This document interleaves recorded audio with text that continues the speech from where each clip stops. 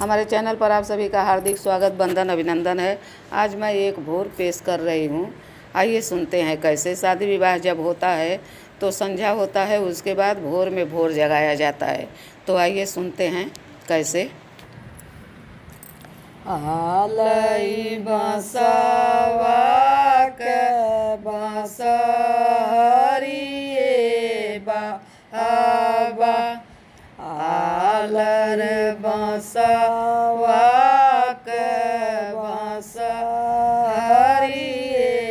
बाबा, बाबा बसवा नाइए नाई जाला भले रे घरे बसहरि भले रे घरे बसहरि, तेहि पैठी सुतल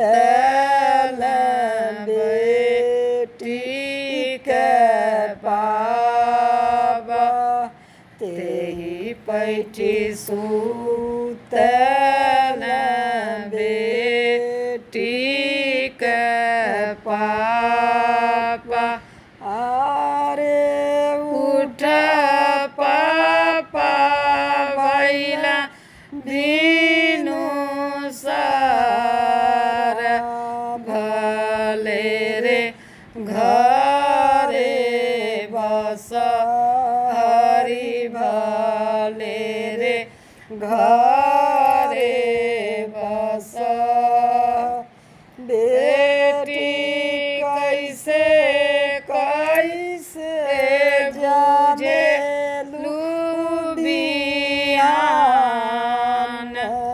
भले रे घरे बसहरि भले रे घरे बसहरि, बेटी कैसे कैसे जाने लुबियान भले रे घरे बसहरि भले रे घरे बसहरि, हार लेके जाला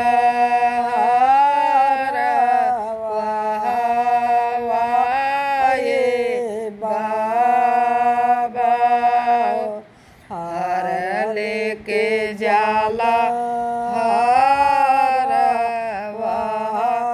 हरवाए बाबा, बाबा हीरा सालोर देनु गाई भले रे घरे बसहरि भले रे घरे बसहरि, बाबा हीरा सालोर देनु गाई भले रे घरे बसहरि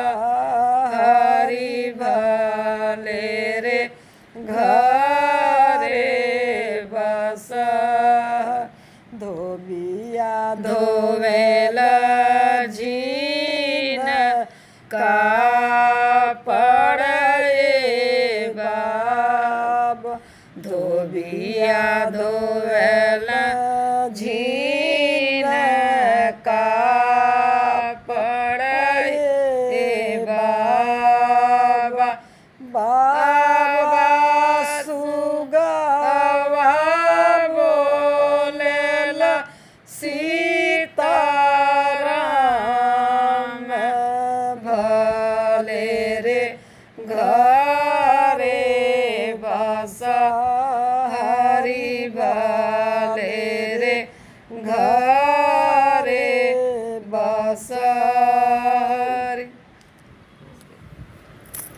धन्यवाद। अगर ये गीत अच्छा लगा हो तो प्लीज़ लाइक शेयर सब्सक्राइब ज़रूर कीजिएगा। यह भोर